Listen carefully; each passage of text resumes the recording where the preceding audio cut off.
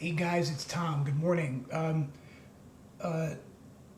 Yesterday, Harvard University kind of leaked an announcement that they were about to name their new president. Now, most people don't care about what's going on at Harvard University. It's Harvard. It's like, this elite place, in Cambridge, Mass, and it's all these, but I think that things that happen at Harvard are interesting. They're interesting to me anyway. I have no connection with Harvard, no affiliation with Harvard, never went to Harvard, worked at Harvard for a while as a consultant, actually for quite a long while as a consultant during the 90s and the early 2000s. And, excuse me. And, 2 years ago, Larry Summers became president of Harvard. Larry Summers used to be on the staff, the cabinet of, I think it was George Bush 41, right? I don't even know. But, Larry Summers was a sort of a big shot in the political world and then came over to Harvard to become president of Harvard. And his presidency was a debacle. It was a debacle because it seems like, from all the reports that you get in the media, that Larry Summers was interpersonally tone deaf. Now, what does that mean, interpersonally tone deaf? Well, it means he was a schnook. By the way, just there's another way of talking about interpersonally tone deaf. Hang on a minute, I'm going to go get this new book that I just got. Here's a book by a guy who's a professor at Stanford Business School, and hang on a second, wait a minute, I gotta see this. And his name is Bob Sutton, and Bob Sutton just came out with his new book. And can you read the title? I'm sure you can. It's The No Asshole Rule, and the subtitle is Building a Civilized Workplace and Surviving One That Isn't. And can you see the delete key there on the cover? That's a great cover right there. Anyway, Bob Sutton, this article is based on a Harvard Business Review article. Ironic. Based on a Harvard Business Review article that he wrote. And he's got a great blog. And I'll put links over here for you guys if you care about that. Anyway, it seems like Larry Summers violated the rules. Seems like Larry Summers had some interpersonal difficulties. He was a little imperious, according to reports. He didn't seem to play well with others. He was, and then he made some extremely, let's call them provocative comments about women and women's genetic capability for being scientists. Now, that's probably an unfair characterization of his remarks. I wrote several blogs about this when this first happened because it was a pretty big kind of a cause celeb, among New York Times reading kind of people. People who care about like what's happening in the discourse, in places like Harvard and that radiate out from places like Harvard. Anyway, Harvard yesterday announces that their new president will be, here's the headline. Harvard, wait a minute, I can't see it again. I minimized the thing. Hang on a minute.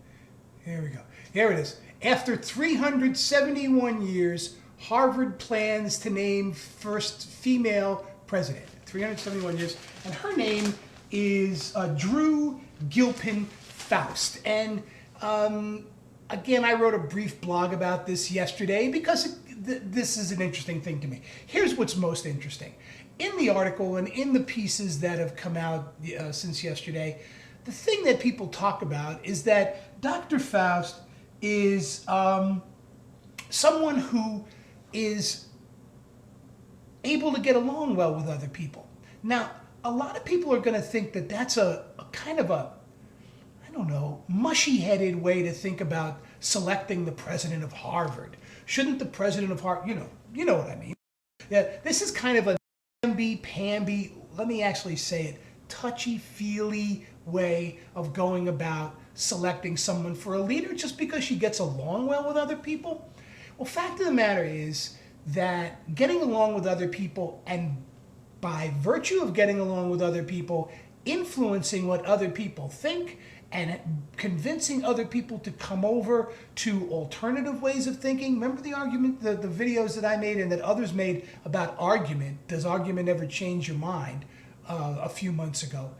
Here's a person who seems to have that skill of being able to influence other people without being argumentative, by being an engaging leader. Now, concurrently with this announcement, there's also a excuse me, a mini-series being run on the public broadcasting system here in America about the Supreme Court. And this mini-series traces the history of the Supreme Court by virtue of relationships between justices, in particular Chief Justices, and others. So it's kind of a contrast between the people who are able to really influence other people and who may not be as bright from a legal scholarship standpoint, and contrasting those with people who are extraordinary legal scholars but who are unable to influence others and in fact actually alienate other people.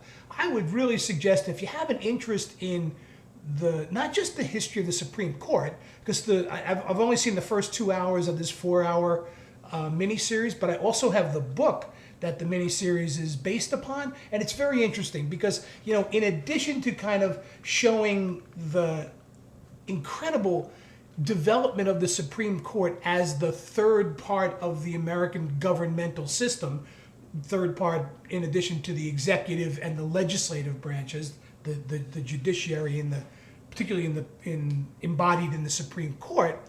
Great history of that development, but also a terrific history of the way leaders in the Supreme Court have been able to be those people who are most tremendously influencing. And one of the people who's put out as a strong contrast to this sort of influencing approach is current Justice Antonin Scalia, who is widely, I guess, recognized as the preeminent legal scholar on the court, but also the one person on the court who seems to be unable to establish relationships not based on adversarial and, you know, sometimes downright nasty kinds of ways of dealing with one another. So I think that the selection of Dr. Faust as the new president of Harvard, this acknowledgement of a more, let's call it engaging style of leadership,